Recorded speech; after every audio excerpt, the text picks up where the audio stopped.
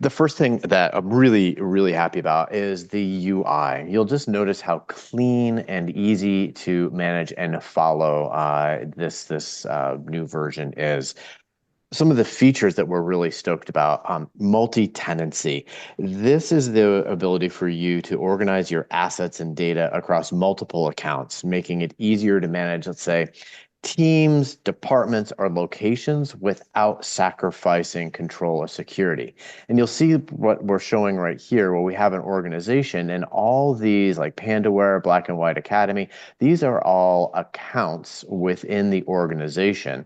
And within each one of these accounts, we have what we call modules. Now, these modules, these are like mini instances of Asset Panda, right? So Pandaware example, they're tracking facilities, assets, and they're also tracking IT assets. So they have two separate modules.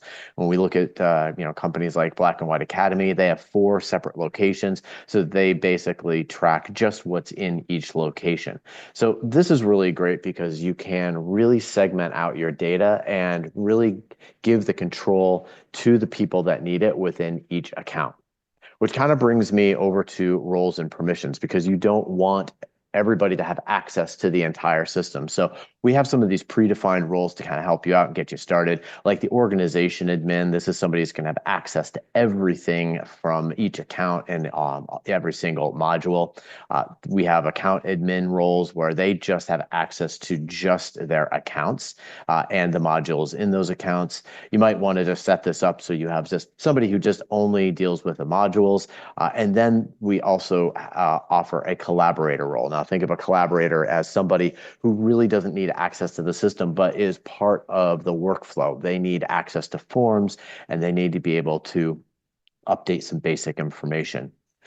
And we also offer custom roles. So you can add a custom role based upon exactly what you need. So we can just go in here and say, hey, we want to just make it a Los Angeles, and we can select what these individuals see and do or don't see or don't do.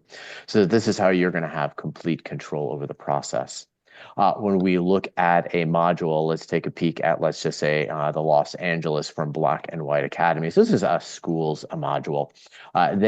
We pop in here, you'll see the collections running down the left-hand side. So this is where all of their assets live. You'll see across the top of these different fields. These fields are all customizable. So one of the great things about 2.0, these fields go into your workflow instead of our software going into your workflow. So you can add a quick field easily by adding fields to write. You can just say, maybe like a phone number. And as we walk through here, you can pull from other collections. You can make the data type whatever you'd like. In this case, it would be a phone number. And then you just kind of move through that process to get that information that you need. When we look at collections, you can have as many collections as you want, and you can have unlimited amounts of assets. So in this example, they have their staff that they're tracking. They have classrooms. They like to know what's in each classroom, the departments. Work orders, they have a work order section. So that if any of their assets get broken, their team will be alerted to that. They track their students too. So that's another feature that you can do. And then categories. Categories is super cool. So a category is a type of asset that's going to have different attributes than other assets in your assets collection. So for example, like with our Windows laptop, if we look at this Windows laptop setting, you'll notice that we have a bunch of different computer brands, which are going to be different than your Mac device brand. So in here, we have a bunch of preset Mac devices. So that kind of keeps them separated. We can also say we only want to see these certain fields based upon the certain types of categories and assets we put in there. So when we come back over into our asset selection here, and we want to say we want to add something, kind of like the non-sexy way of adding something is just kind of like click add, and you say, hey, I want to add a Windows laptop. And you'll notice that the Windows laptop computer brands pop up and automatically populate. Where if I decide I want to add a smart board, that smart board brand will populate, but you will not see those computer brands. So this is just one way of being able to add something in quickly. If you have a lot of assets you need to be importing in, we do offer an import tool. So we don't need you to really use any sort of template to upload. With the new 2.0, we have a very robust sort of import tool. So when we look at like maybe importing just of our assets here, you'll notice at the top these column sections. This is all on my Excel spreadsheet. When we click next, you'll see the Asset Panda fields to import and map over to. And then if there are any errors in my Excel spreadsheet, we're going to have some automatic error checking. And I can just say, hey, fix all that date formatting so that way it makes it easy to get the information into Asset Panda without having to go one by one. So that's how we start getting assets into Asset Panda. Another feature we are really excited about are smart forms. So this is another way of being able to add assets or any information in as part of your workflow. So let's say we do want to add in a new asset. We just click the form. I select the categories, let's say smartboard. Now, these are all dynamic fields. This is all customizable. You set this up. You'll notice that my smartboard brands populates now. If I needed to say a desk, you'll now see that we have our desk brands. So we go ahead and say this desk is available. It is from Office Depot. You can add in a model number, serial number. You'll notice this asset tag is required, so we need to add information in there. And then we can say we acquired it on this date for, let's say, $200, and our warranty expiration date will be in 2026. So then when we go ahead and click Done, and we click Submit, this desk is now going to be automatically added into your assets. Now you'll see that all of a sudden, oh my goodness, I can't see where that desk is that I just created. So you can filter this. We can say, hey, our category is going to be equal to our desks. And we're going to click apply. And now you'll see all those desks, including the one that we just created at the top here. And we can save this view to make it quick and easy accessible so you don't have to go through the filter view over and over again. And you'll see on the bottom left-hand side our saved views that we have here. If I click on smart boards, you can see all of the smart boards that are available and assigned in our assets collection. So that's how we start using forms. Forms are very easy to set up. If we click quickly over into a form view and I say new asset, all those fields that you saw before are all accessible in here and dynamic. We can also move these around if we need to and put a field above another one. We can add fields. We can even add signatures. So really it makes the entire Asset Panda 2.0 more customizable than what the 1.0 was. So that is really a brief overview of 2.0, how simplistic it is to use, and I hope this helps out. And Awesome. Kelly, back over to you. Yeah. Hey, thanks for the overview there. Really appreciate that. We're going to chat about a couple of these things a bit more in depth here. And what I'd like to start off with is really talk about what are those considerations when I get my new Asset Panda 2.0 platform in my own hands? Because there's a couple of things that you really want to think about. So the first one I would say is reporting. And we say this in 1.0 as well. If you've been through implementation, it's one of the first things we talk about. What type of reporting am I looking to get out of Asset Panda 2.0? And how do I really want to view that information? Because that's going to be very important as to why we would create the collections, the accounts, the modules that we would want to create. So let's take a look at my instance here. This is Turtle Shell Entertainment. And if we go back to my settings, we can see that this is Tech Turtle. So Tech Turtle is my organization, and they have multiple smaller companies underneath them.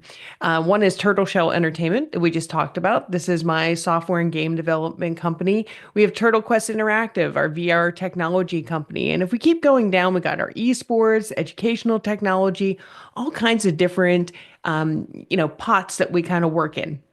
So what we've done is we've organized these different accounts here so that each one of those accounts has their assets separate from everyone else. And Matthew talked a little bit about this with that account overview. That's really important because when I get to my dashboards as part of this training series, when we start talking about dashboards, I may want to see everything from Turtle Shell Entertainment and all the various modules I have there is lumped together to some degree so that I can switch between dashboards for each one of these companies. Now, if you're somebody who has one company, really want to track everything together in one instance, that's totally okay too. We can work with one account and one module and build everything within those modules. Again, it really comes down to your reporting and what your needs are company to company, which we love the configurability of Asset Panda for that particular reason. Now, once I've decided on those accounts, the next step is those modules that come underneath those accounts. So remember, Matthew had said these are like little instances of Asset Panda. And I use little very loosely because these are fully fledged out versions of Asset Panda that you're getting the opportunity to put underneath that account. It's just that if we have different areas of our business, then maybe we need to demarcate in some way. We can do that with these different modules. And a great example here of 1 versus 3 modules is what's happening with Turtle Quest Interactive versus Turtle Shell Entertainment. Turtle Shell Entertainment, our software development, they really work in one module. They have their technology that we track for them, and that's really it. There's not much else that they need to track. But our VR technology group, they track a little bit more. They have fleet that's going out and delivering the VR technology to various outlets. They have the internal technology that they want to track separately. They also have a CRM system that they want to track because our customers at the various locations, we need to have information about them. So we're tracking all these different parts and pieces through different areas of this particular business. And these are things that we can do within those modules. Modules are super easy to set up. Whenever you create an account, you have the ability to name that account and you can invite those account admins right here and then. You don't have to though. So we're just going to make a test account here so you can see what this looks like. I'm not going to go ahead and put a description in there. And notice I am going to skip over inviting that account admin. I don't want to call them in just yet. I want to set everything up first. When I hit my continue button, that's going to offer me the opportunity to create that module. So I can create a new module from scratch, but notice that I have a couple collections that are already going to be part of this module. Probably asking yourself, what's a collection, Kelly? Let me tell you. So a module is going to be that instance of Asset Panda because I'm tracking things like laptops and smart boards and technology pieces. Maybe I want to call this my IT asset management module because everything underneath that is going to be around that IT asset management. Now, my main collection, this is what I would call my dynamic collection, is going to be my assets. Now, in this case, I'm going to call them IT assets because we know they're all IT assets. Now, you heard me mention something called dynamic collection. Dynamic collections are our movers and shakers. These are the things that I am tracking that get assigned, they get checked out, they get damaged. There is stuff happening to these every single day. I have other collections that are not as active. Things like my people, my locations, or what I would consider a supporting collection.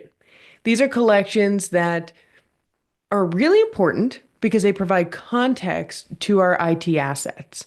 So I may have people come and go within my company.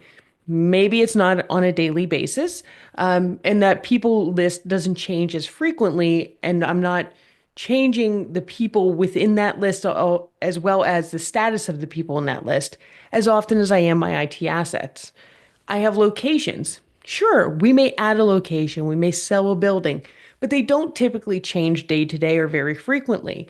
I'm really just looking to know where is this asset or who may have this asset. So I can create that module and all those collections with a quick click of a button here. I'm going to hit that create button, and then we're going to see that module go into that account. And we start you off in every single collection with a set of fields. And these are hard-coded fields. We can't change them, but you can't turn them off if you don't want to see them. So you can come up here to your manage fields and you can toggle off anything that you don't want to see. You can also reorder those fields in any order that you would like. To add a new field, super easy. We're going to go the old-fashioned way and hit that plus sign. You'll notice that we have lots of different data types available to you. Matthew mentioned this, but we have everything from signature fields to attachment fields. Things are going to work a little bit differently here from what we did in the 1.0 platform, and your data types are expanded just a little bit. You can also pull from another collection. So we can create interrelationships in our fields by pulling from one of our other collections. For example, if I wanted to know that this asset was going to be assigned, I might pull from that people collection and I would select what my primary field is going to be. So this is where I usually say that it's really important to plan out your fields just a little bit in your collections. Because notice if I try to pull in this field now, I can't set that primary collection ID field to something that probably makes a little more sense to me. Likely, I would want to pull that person's email or maybe even their name. So before I start pulling those collections over, I want to really think about what I want to include in these supporting collections. And that's typically where we would get started in implementation. We would build out our supporting collections first and then pull that information into our IT assets collection. Matthew, just out of curiosity, do you have any questions about what we've been talking about? Just sometimes it helps to hear a question or two. Yeah, for sure. I guess one of the questions that I would have is like, how many collections can I have within my module of Asset Panda? That's a great question. So you have unlimited collections, which is also why I say in the beginning when we were talking about do you separate things out by modules, do you separate things out by accounts? If you're a one-stop shop and want everything under one, that is entirely possible to do as well. And it's nice to have the multiple collections because we can start to create those interrelationships in a variety of ways as well. You can also parent, child, grandparent, and that sometimes sounds a little scary when I say that at first. But let's think about locations for a second. Maybe I want to have my locations tied back to a specific country, city, state. So, for example, if I selected US versus Spain, for example, I would only want to see my US territories and US cities available to me. So, if that was the case, I could grandparent, parent, child different lists together, kind of nest them together so that the information populates based off of what I've pre selected. So, once I select United States, I would see a list of all my states. I would select my state, and then my cities would only be the cities I have tied back to that particular state. So you can have lots of fun with how you build out your collections. All right.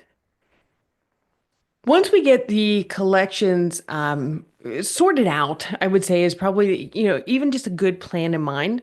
One thing I want to mention is you can populate your fields a couple different ways.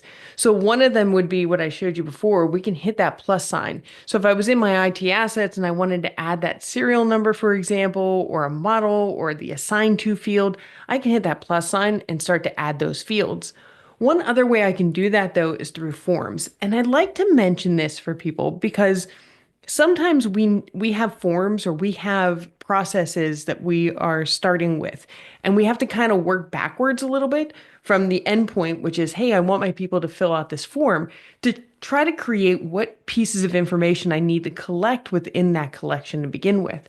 And what's nice about doing this, and I'm just going to call this a new form that's going to create a record, and I'm going to go ahead and put that in my IT assets.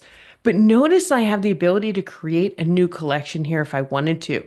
What we're going to see is that that's mirrored and reflected elsewhere here, allowing us to create new fields on the fly as well. So my IT assets collection does not have any fields in it, but I know when I assign something to somebody, I need to collect certain pieces of information. One of those might be the condition. I don't have a field, but I can create that new field here. So let's create a condition of asset field. And what we're going to do is make this what I'd like to call a single select list field, where we're going to ask somebody to decide if it's in good condition, fair condition, or damaged condition, for example. and somebody is going to select that. So we can create that field, and that field is now available to us in that collection. So if you're worried about, well, I haven't really thought this through, that's okay. Start with your form because chances are you know what people are collecting on this end. The other nice thing is that we can have a conditional field set up here as well.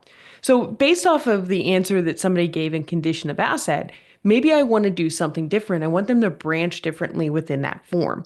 And this is something that we are bringing new to 2.0. So for example, let's say if it was damaged, I want to know what is damaged on that particular device. So I might say describe the damage. Now, this field, I don't want it to show unless that particular answer here is damaged, right? So what I'm going to do is I'm going to create that field. And notice I can rearrange. I can make columns with the fields. I can rearrange things. I can have a lot of fun with these fields. But my describe the damage, I'm going to open this up.